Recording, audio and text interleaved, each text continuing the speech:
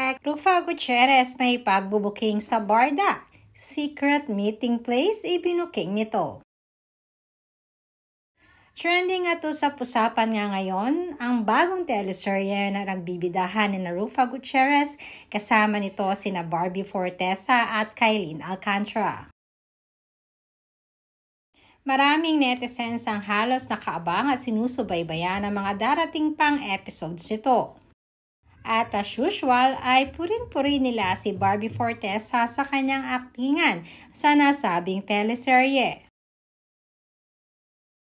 Though hindi man kasama si David Licauco sa nasabing teleserye, ay madami naman ang nag-aabang at sumusuporta kay Barbie Fortesa. Usap-usapan din ng mga netizens ang naging interview ng kasamahan ni Barbie na si Rufa Gutierrez kamakailan lamang sa isang entertainment magazine nang madulas ito patungkol sa mga advices niya sa mga kasamahan niya sa teleserye. Alam naman natin na dumaan si Kailyn sa rough road sa naging relationship nito kamakailan lamang kay Kobe Paras. At si Barbie naman ay katatapos lang din ng relationship at ngayon ay napapabalita nga ang tungkol sa kanila ni David Licauco.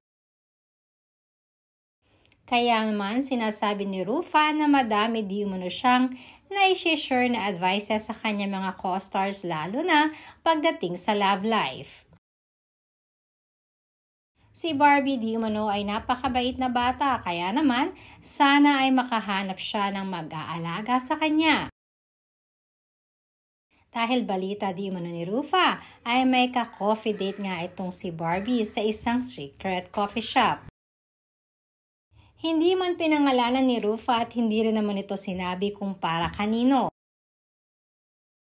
Subalit hinala ng mga netizens ay si Barbie Fortesa ang sinasabihan niya dito.